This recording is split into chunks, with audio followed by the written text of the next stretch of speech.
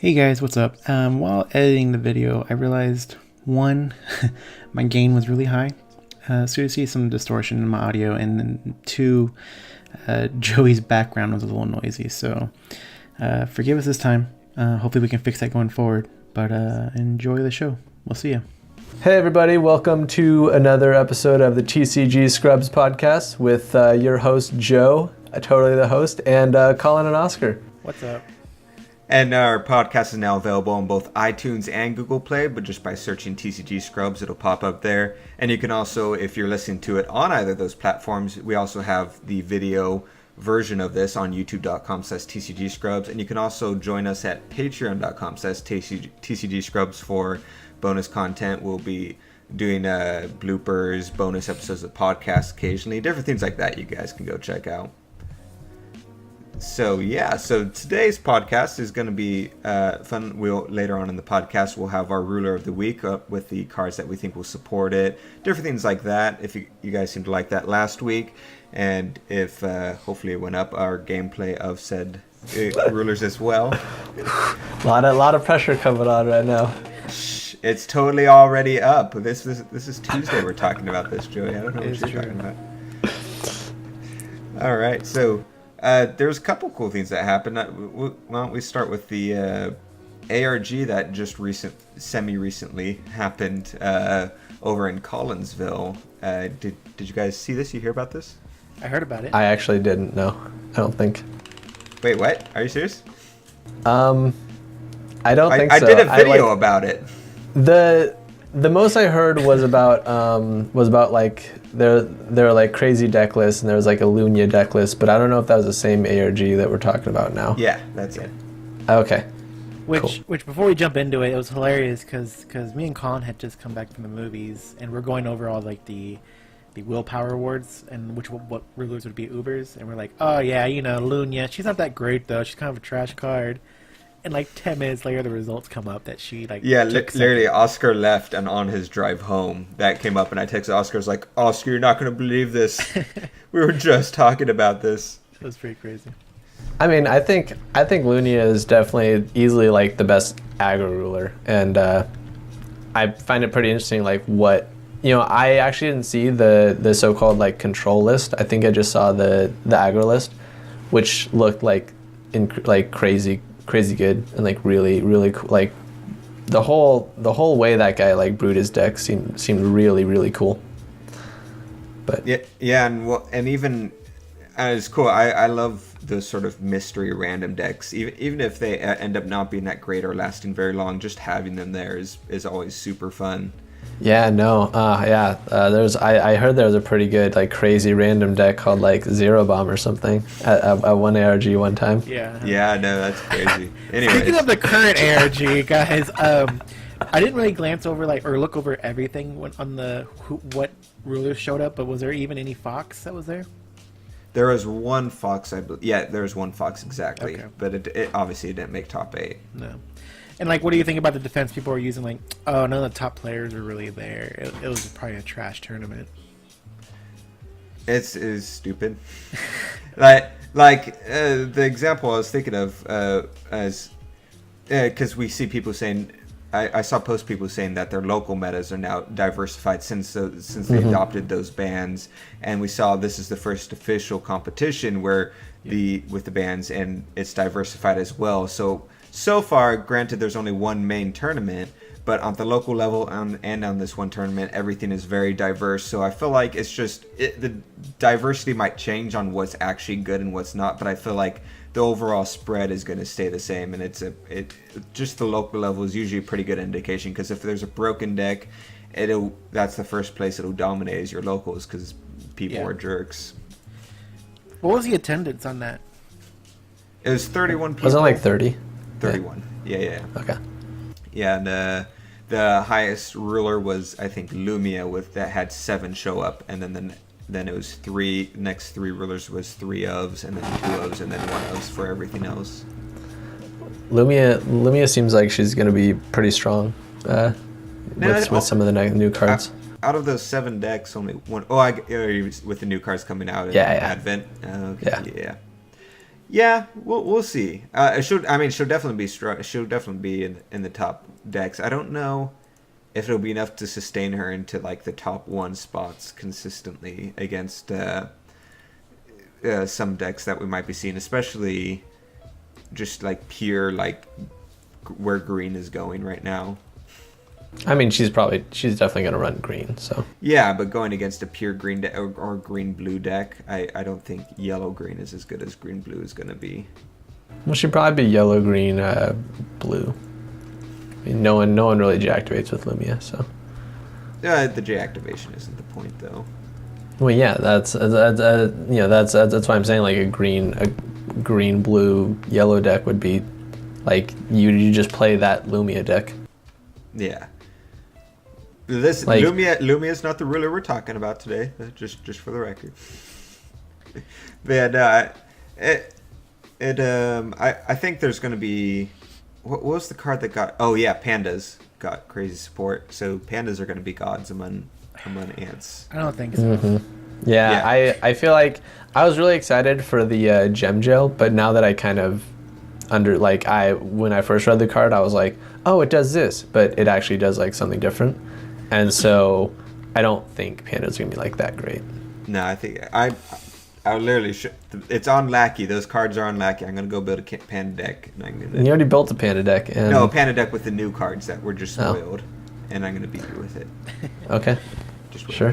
You build your Panda deck and I'll build my 1-cost counter green deck and we'll see who wins. Okay. All right, there you go, guys. This week's video will be that game. Not this week's video, dude. In like 3 weeks, that'll be a video. Yeah. When it gets recording. We were recording that Faria game, and then Lackey just gave up on us. Yeah, we in case that video isn't up, but it should be. In case it's gonna be up. We genuinely, Lackey just died on us. Yeah. But back to the whole ARG thing is, right. Yeah, it was cool. It was a great variety. Mm-hmm. It had what? How many? I know I asked already. How many people showed up? 31. 31. So that was seen as like a low attendance, but people were saying because it was held the same weekend as the 2K, right? By Games and Geek. Yeah, I mean low attendance, but it's still 31 people, and only one ran Fox, and it was a diverse amount of rulers. There wasn't any cheese decks for the most part that I could see and stuff like that. So I feel like it's probably not an indication of what the meta will be, but I think it's an indication of what the diversity will be, if that makes sense. I mean, I hope so. Like seeing that Lunia deck list was like, oh my gosh, this is really interesting. Like this is a really cool deck list idea, and like, so I would hope that we get to see like a whole bunch of other decks sprout up like that. Yeah, no, I hope so too. It's always fun, whole and it's always healthy for different cards and stuff to be played. Yeah. Meanwhile, at the 2K I mentioned before, the top 8 were 2 trees, 3 Prishas, and 3 Fox. Tree actually took it. Yeah, I mean, Tree definitely has potential. That was one I was surprised didn't really make too big of a showing at the ARG. But yeah, I think Tree is definitely gonna become a lot more prevalent now. To be fair, they probably didn't have all of the best players there, so.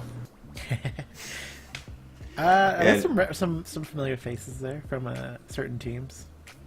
Yeah, like Team Ogre, Outer World, and I don't know what the other guy's from, but he's always all over the group. Kieran. Yeah. Yeah. No. It's and Tree. I feel like out of the decks was the most viable to possibly counter Prussia and maybe Fox. So it makes sense that might top a tournament at some point, not consistently, but at that point in time, perhaps.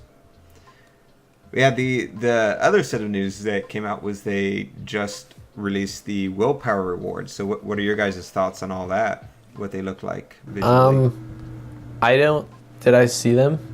Were those the? So Oscar, what do you think of them? Okay, well I thought they were awesome. Joey, it was released from the main page right before the spoilers came out. I think an hour before. I saw the like it looked like they were they were the book of light and dark. Oh no, never mind. Well, yeah, Yeah. no, that was two of them, and then the other Okay. ones were also Uber versions of the dragons Okay. from Vingolf 3, as well as the starter decks from Lapis Cluster. I see it. as I Ubers. see it now. Oscar shared it. And the original Ubers, so you can see the difference between them. The original Ubers from the starter decks had text boxes on them, and these actually remove the text box, which is how an Uber is supposed to be. And obviously it updated the new font for the top of the card and different things like that. So it's Yeah, up to which date. was nice, because when I looked at it, I was like, oh, this is so much easier to read. It looks almost different. These guys look awesome. Yeah, and The way it's like black and white, except like certain parts of them are accented with Yeah. color. That's that is- insane. that is how an Uber works. Yeah. Was that I- how no? That's not how our Ubers were. Yeah, that's how every Uber Yeah. ever is. Really? Yep. Yeah. Well, look at your Ubers. But the books themselves, those were really cool. Like, we were That was the wondering the big whole surprise. time what the alternate art was going to look like, and now we see it. It's like a comic book cover, and then the back sides is like these really cool Chibis. comic. Yeah, was it chibi? I thought it was comic-looking characters. I might be. Nah, they look chibi to me. It was chibis on one side and then comic Yeah, comic books books. Okay. on the other. Yeah, Yeah, I was I pulled super up unenthusiastic for it at first because I was like, alternate art, they're just, it's the book at this angle, like Black Moonbeam was for their promo. And so that's what I assumed it was going to be, and I was very surprised. It was like I was joking around. I was really hoping they would actually just like do a real life image of a book on a table, and then the judgment side they just open the book up. That like how Pokemon does sometimes with their cards, where they just snap a picture of Yeah. crappy little It's thing like, or it's whatever. like we made this out of clay. Let's take a picture of it in real life. There you go. There's your ditto. Yeah. No, but Yeah, I no, thought they're pretty neat. And for anybody who's listening who's not familiar with Willpower Rewards, when you buy packs, you get a little scan code in the back of the pack. You scan those throughout the whole season. Season starts when the new sets usually come out, like in September. And you accumulate ranks throughout the whole year. The more codes you scan, the higher ranks, the more cards you'll get. So if you get like a B rank, you're guaranteed like 8 cards, and so on and so forth. And so when you get VIP rank, you get all the cards that have actually shown off. One thing we didn't get to get was that Alhamat, which is going to be stamped for the top 500 people who earned it. We fell out of that by 523, which sucks. It was last minute. Yeah, we just missed that out. Next year, whatever they're doing, I don't know what they're going to do this year with casters and all that, but That is really we'll interesting be there. because the same code cards are in Caster's pack. So it's like, how are you going to tell the difference of who's scanning which codes? Does it mean people who only play Force of Will are now going to get some sort of, Caster's reward, including with their Force of Will rewards, or what are they going to do to separate them? yeah, I think it'll be a button you click at the end where it's like, do you play Force of Will or casters? And you click that, and then that'll determine your rewards or something like that. Yeah, I mean, it sucks if you play both, though, and now you can't just get some Well, they sort could of add a information. third button that gives you a hybrid of both. The more buttons they add, the more chance of mistakes there's going to be. Yeah, Yeah, it's fine. but there'll be a lot of buttons. Shiny buttons. Buttons are always good. Yeah, what I was gonna say was the feet sing card, the Uber. I was kind of disappointed with what they highlighted. It was just like, oh, her monocle's green. There you Well, that go. was super cool. I don't No, know. that's Like, pretty lame. I it didn't even was. see it. I would have preferred, like, I don't know, her hat or something. So, I don't know. He doesn't have a hat. Yeah, I'm not looking at there- the card, so I'm not sure what she's wearing. There's Zero a has couple a hat. disappointing ones. There's a couple cool ones. I really like the green dragon with the horns. I thought that was cool. My favorite was Milliam, and like his sword being gold was like super cool. Yeah.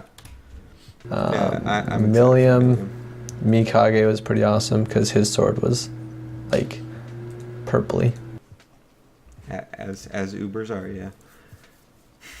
Yeah, I liked didn't Mikage. realize that. Yeah. I feel like because all of the Uber art I've ever seen is all like really crappy taken pictures. You Yeah. And have these are like Ubers. really high quality. Yeah, but I don't think my Ubers. I don't know. I don't think they do have it. You just got go look at it. No, I think yours I are the got all Ubers the- from the old Ubers, so they aren't as nice quality as these ones, but it's there. Right, but I think I got all the Ubers that didn't have color either. They all have color. Yeah, they've always had color. He got Blazer, guys. You tell him that where the color is on the Blazer card. was super obvious on with the red and crap. Yeah. But yeah. I don't know. So really I'm nice. excited for the willpower rewards. Real quick, especially back to the books. fencing. They could have made that little crest that's dangling green or something. That would have been cool. Oh yeah, no, they could have Dude, done it's her anything. monocle. That's the whole point of her is she's a badass monocle. I think they Yeah. highlighted exactly. Like, okay, look at Lunia. Like, well, okay, not the first one, but like her ruler side doesn't even have any color. Well, they're not one? supposed to. It's when they flip over in Judgment. Yeah, the ruler. Oh, really? Yeah. If you sleeve your cards and No, put no, the no, no. ruler side facing out in your Oh, yeah. binder, that's why you're confused. No one does ruler side out in their binder. You're a madman. Anyways, I think Feasting's monocle is cool. Yeah, I disagree. So Blazer, his sections that are Uber are the thing that goes around his neck and his hat are purple and red. Oh, that's super cool. Yeah, that's right. No, stop typing, Joey. He's like, no, I need to find this right now. No. I googled Blazer Uber and it came with a bunch of like Blazer. Yeah, mine like too. But if you jackets. scroll down just And a little then- bit, you'll see it. Or you could just type Force of Will. But yeah, moving on from Joey's weird predicament. Yeah, I don't know how that's. I've never seen it. I never looked close enough. Or we'll go ahead and move into what. Or was there anything you want to mention, Oscar, before we go into our ruler of the week? Not that I can think of it. Was there something I was? I Didn't told you I was we gonna have say? one more thing? No, I'm just making sure. Jeez. What do you guys think about the blue ruler who's gonna get like a single card in her deck? I saw I'm it excited. and I liked it immediately because I was like, "Whoa, this is hilariously like so weird." I just want to do something with it. Like, I liked it a lot.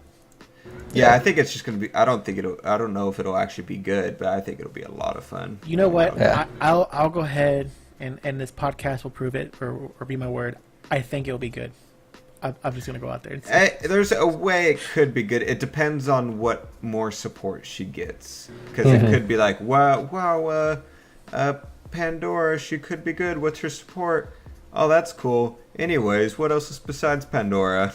Yeah. It could be like that. Where I mean, not saying Pandora isn't good or won't be good, because she might get more support, but at least right now, until we see more support, I don't. So then, in as it y'all's stands. opinion, what is one card that has good support that would be really good with that? Like, what make up a card? I think she needs. Oh, sorry, go. Oh, what's her? Well, what's her unlocked ability? Does she have one? No. Okay. She's just a ruler. That's super stupid. Well, she's a ruler and J ruler, but yeah. Yeah. It'd be a card. It just sounded weird. It's hard to say, because if you have a card, you can only have one of it in the deck, and there's unless she had an ability to unlock, there's no physical way to override that as of right now. Well, My first thought would be a card that has a special ability that overrides her, or like a card that says like, if your ruler is blanky blank, you can run more of this card. Maybe that could work to override it. But the whole point was, and it was brought up in the U.S. group from like Stephanie Shaw, is even if that card text said that, the negative takes precedence over the positive, so her card would still limit that card to only one. Well, that's what I'm saying. I'm sure there's some type of interaction they could think of to make that would make that plausible, but maybe if they had like you can't not run this card in this deck, so They tried it's a to- double negative. Like a negative can't beat out a positive if it's facing a double negative. Yeah. That's Anyways, Joey, what were you going to say that it would need? okay. So I think somebody on our YouTube on the YouTube video pointed something out that I thought was interesting. Like she has the potential for like a one turn kill kind of variant. So I think a soul resonator that gives her like swiftness when she discards it. Like that's probably like one of the first cards that I think would be good. More of like if you just stuff your deck with like, okay, so imagine that one cost removal spell that she has, right? Where, you know, you play it and if the top 5 cards are all different, you know, it destroys target resonator. If you just have a deck that's jammed, like just jam-packed with cards with that power curve, like it doesn't matter that your deck is inconsistent because you're always drawing insanely good cards. So, you know, obviously we don't have, like, they're probably not going to be able to release enough of those cards Immediately. just because, you know, the set isn't big enough and you know, they can't release like 2 overpowered cards like that. Yeah. But I think like a Soul Resonator that either gives her swiftness so that you can do some kind of like 1 turn kill combo cheese like turn 3 or turn 2, honestly, because you know she can deactivate for 2. She'll have the flying and the swiftness to swing in, and then you just need to discard cards to buffer up to 4,000, and you should, you know, that could technically get you there. But either a Soul Resonator that gives you swiftness when you discard it, or a Soul Resonator that gives you a ton of attack, like extra, you know, tacked onto the 500, because even that, you know, if you have a Soul Resonator that, say, when you discard it, gives you like plus 10 or plus 15 damage, you know, attack, like, I think that could get you there. But I think whatever it is, it has to do with like a Soul Resonator, and you have to have her flipped on her J Ruler side to really take advantage of a type of deck that would work like that. Yeah. Yeah. I mean, maybe people aren't like too impressed with it just yet, but like when Fox came out, wasn't that the same like opinion? Like, yeah, it's all right. When the only argument was that it had free abilities of the Judgment and such. It wasn't until later when all the other Chimeras came out, and everybody's like, well, actually, okay, now you can see where this is going, and then it went to tournaments and proved itself. Well, yeah, like Griffin was pretty much never spoiled, and once people saw Griffin, they realized that, oh, like, sacking a stone to literally mana ramp isn't that bad. Yeah.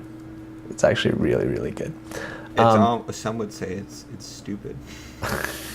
But I do think that her God's Art of being able to search out any card in your deck is going to be the real like linchpin of like a combo deck that they want. That, you know, like something like that. Ooh, a card that you play it and it resets your God's Art or something like that. Would that even work? They can. It's in it a rule that you can't do the more than one. Well, yeah, I don't know. It's also a rule that once your J Ruler dies, it's dead. But they have a card that heals your ruler, so you can J activate again. So yeah. I mean, I'm sure there's wording they could do for that. Yeah, no, she's pretty exciting. It is, I'm looking forward to her. Just to play around with it, mess around, even if it's just for fun. You know, play at locals. I agree. Something cool. Everybody's always really hardcore in the whole, is it competitive? Can it beat this? Can it beat that? But and that's one thing we're more just jump in focused real on. quick. Yeah. What's that? No, go ahead. I would say that's one thing I kind of did like about Pokemon was like you can make these like cheesy decks and go somewhere and play them, and people weren't so like harsh, or you know, YouTube channels that do Pokemon content or can do all these like, oh hey, you know, just for fun Fridays or something like that, and nobody's like harsh on it, like, oh, that can't beat, you know, Soul, or that can't beat Fox. But that's the thing here with this game, is everybody's really hardcore.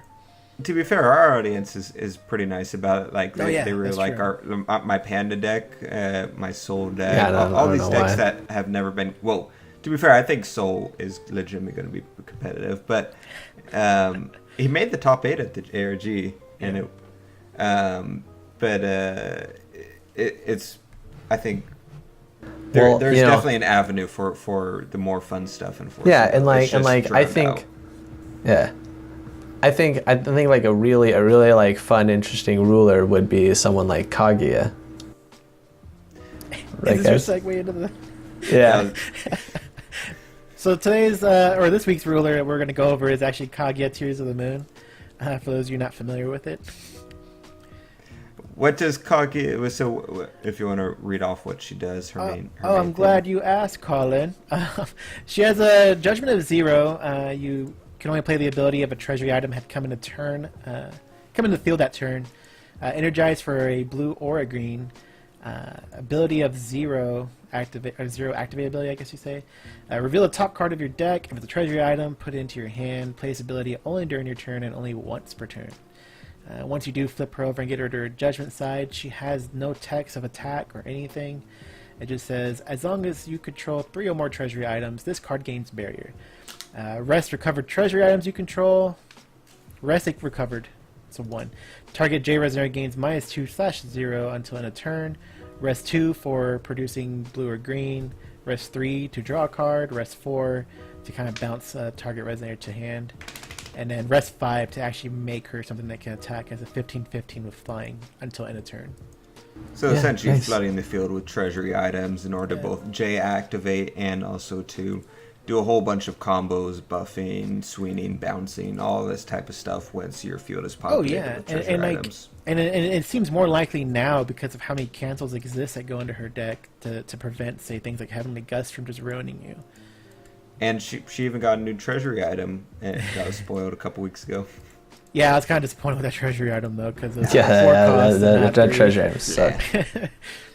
But yeah, so who wants to start with this? So we'll go over our recommended.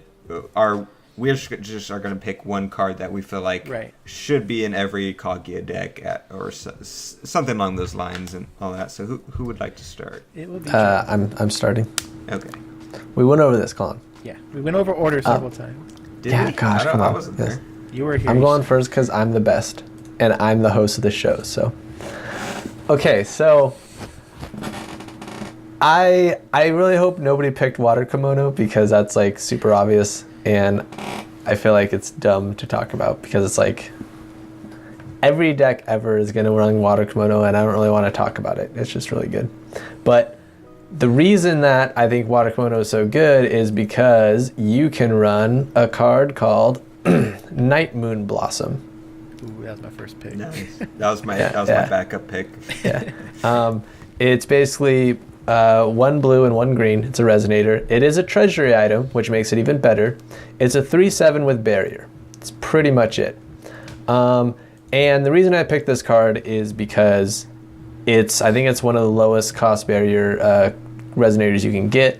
It's a treasury item, so you can draw it with Kaguya, and most importantly to me, it combos with water kimonos because it just becomes like crazy hard to actually kill. With barrier, it's gonna survive most destroy effects that target. Well, all destroy effects that target, but with the high defense it already has, it's going to survive like a lot of like incidental damage, like wrath effects or something that deal damage to the whole field or don't target. And with the water kimonos, it's it's going to get big enough to where it can swing without really like caring about a lot of stuff because it ignores half the cards in the game with its barrier. And it's not going to die to just like getting blocked or anything because once you get like 2 or 3 kimonos on it, like with like its attack is low, but with with just 3 kimonos on it, I think that's like another +9. Yeah. And +9. So it's like an 11 math, 11, 16. Yeah, I know what you're talking about. I know it's been discussed like in forums and whatnot that one of the only counter spells that you were talking about is black, and it's Death at Midnight. 2 costs, black void, quick cast as your opponent banishes a resonator, and it goes on to other texts. It doesn't matter, but that was one way I know that was to get around it. Yeah. And ideally, hopefully you would either hopefully you could cancel that maybe, or just have other resonators up. Cancel potential. It could just stop everything trying to hit it. Yeah. No, I agree. That's a good card to have because of comboing with those kimonos. There's other cards that, as far as cost to damage ratio, are better, but they don't have barrier, which I think is the big deal of that. Barrier makes it almost, or not almost, but very hard to kill. Nice. Just in case people are itching to say it in the comments, if they really another one was Encounter with Cthulhu. Pretty much the same Yeah. effect, except for Or, players would banish a resonator. Non-Cthulhu resonator. There's also the destroy all non-golem resonators that would hit this obviously, but Yeah. And how much was that one? Like total cost? 5. Yeah, because there's another 5 cost that's in black, Eternal Recurrence, which says destroy all resonators. Yeah, there's a new 4 cost wrath effect that's going to be pretty good. It's destroy all resonators if you remove 2 mystery counters. Nice. Yeah, That's gonna be insane. that's But true. anyways, yeah. Who's You know, next? those are I things you think- try I and think cancel. It's a good pick. I agree. That was, like I said, Yeah. my first pick as well. And my What do you got, backup Colin? pick. I'm next. Yeah. All right. So if you want to actually have a good card in your deck, I would. I think the card that's good. It's just so versatile. It does so many things in the deck for such a low cost and all that. And that would be Millennia Bond. So. My second pick. But yeah, go ahead. This was my first pick because I think it's just so good because it's a 2 cost. It slots perfectly in the deck. If you just go by the first effect, it's a chant quick cast and it cancels a chant spell. That alone isn't too bad. Granted, it's not as good as other ones that just straight up cancel a spell. However, just having more cancels inside your deck never hurts, and especially when spells are usually one of the main things you're going to want to cancel anyways. Then it has a second effect of when you cancel a spell, you get to draw a card. So all of a sudden you've got a 2 cost draw a card that also gets to cancel something, or vice versa, whatever you think is the better ability. Wait, hold on. Can you repeat that part? Which part? You said the second part is? You get to draw a card. Yeah. Yes. Okay. So you get to cancel something and draw a card. Okay. You following it good? Yeah. All right. Oh, well, I was trying to find the card because it wasn't coming up, but. So just those 2 effects alone, I think if the card had nothing else after that, it still would be good. Like decks play this that don't run Kaguya or treasury items because it's just good. Having a cancel chant and draw a card is good. But on top of that, you get to choose if you want to draw a card, or you can put a treasury item with total cost 3 or less from your hand into your field. So now you have an option. If you're running low and if it's late game, early game, and you're low on cards and you're trying to find the card you want and you just need to draw a card, you can do that. If you have the perfect card you already want in hand, you don't need the draw power. You can instantly, for 2 cost, you get to play a 3 cost card that's a treasury item into your field, as well as cancel something. So it's just there's like no downside to playing this card. Okay, hold on. I'm gonna make sure that we're on the same page here. So the 2 modes are you cancel a target chant spell and you draw a card, or you put a treasure item with total cost 3 or less from your hand into your field. No. You. Yeah. Or yeah. So it's cancel target chant spell, period, draw a card. That's one mode. And then put a treasure item with total cost 3 or less from your hand in your field is a second mode. Yeah. Yes. Okay. Because I feel like you were saying there are like 3 modes there. And, Well, Okay. Yeah, I was gonna look The- at this too. Point is, it's super versatile, and so you have so it's basically good against any deck. It goes because of the cancel thing, or it can cancel, it can ramp, it gives you draw power. There's just multiple options and avenues. There's no reason not to run it, type of deal. So, yeah, that's my card. yeah, I think I definitely agree that Millennium Bond is super good. I didn't really like it at first because I hated that it restricts you to just canceling chants. And I felt like every time I would play with it, it would be like, oh, I'm going to play Resonator, and you have this in your hand, and it's like, well, damn it, I can't cancel that. But I kind of want to brew something with like the treasure item because, you know, you're kind of right that like you could play like you could give some of your like resonators that are also treasure items like kind of quick cast effect. So like, at 2 mana you can play a 3-cost card, which if it's a treasure item like Resonator, then that's really good. But and then obviously like canceling something and drawing a card is just insanely good value. One is how much cost is that moon? The moon is 3 cost, I believe. The moon's 2. The new moon? The one that prevents stuff from being destroyed. It's called the first moon. It's a 2 cost. That's actually going to be my pick because. Okay. Yeah, I was gonna say you could, in response to stuff being destroyed, you could play that to put the moon out to keep them from being destroyed. So that'll segue over. So boom, jumping into it. My option, obviously not my first. This was my last option, and it worked out that I had it pulled up. But the first moon, 2 costs. Blue green. It's an addition. The cool part is it's classified as a moon and a treasury item, so you can kind of tap it with Kaguya's abilities once you're on J Ruler side. And it simply says other additions you control cannot be destroyed. And when it becomes rested, which you'll do with abilities of Kaguya, you would target a Resonator to gain minus 200 attack /0 until end of turn. I find it useful. I mean, if you only get one in the field and you have to have your opponent destroy that first before they can destroy all your other pieces, at least it's slowing them down to some degree.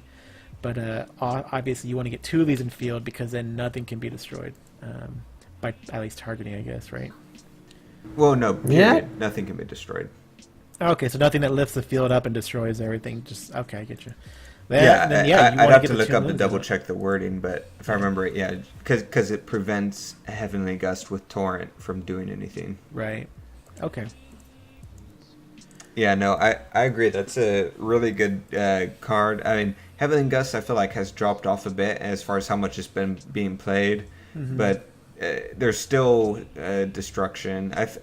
It can still be bounced, though. I think is the only counter to it. So stuff like Wukong from ENW would everyone plays Wukong. I'm just saying that there's other stuff besides Wukong. It's the first one came to mind. But bouncing is the only way really around it once you have 2 on the field.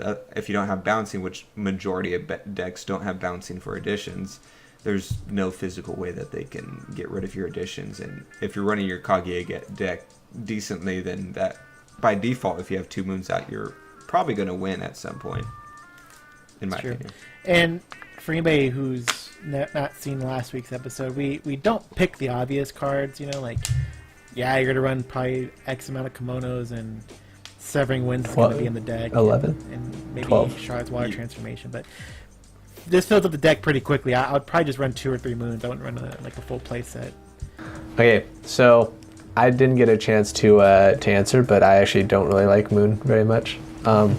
Mainly because I feel like the treasure items I want to run with like Night Moon Blossom, like it doesn't stop Night Moon Blossom from dying because it's not an addition. Yeah. So like yes, it's your kimonos are safe, which is I think the main draw to this. But I feel like nobody runs Heavenly Gust anyways, so that and addition hate in general. So I feel like your kimonos are always going to be safe, no matter there's a lot of decks that aren't running anything like that. So I don't know. I don't feel threatened by my additions dying. I do like that when you rest it you get effects, but I don't know. I'm just not a big fan of the. Yeah, I don't disagree with you. It was my last option. At this point I think the deck's already filling up to your full 40 cards that. You're squeezing this in because you don't have anything else to throw in type situation. Yeah. Well, I think it could also be a good side deck once you realize someone has addition hate, then you throw those in and you're golden. Yeah. Yeah. I actually agree with that. So yeah, those are our Kaguya decks. I don't know if it'd be as worth it to do a gameplay video of these. If you guys want to, let us know below, and we'll see about that. But I feel like Kaguya deck, there's only so many options you can do with it.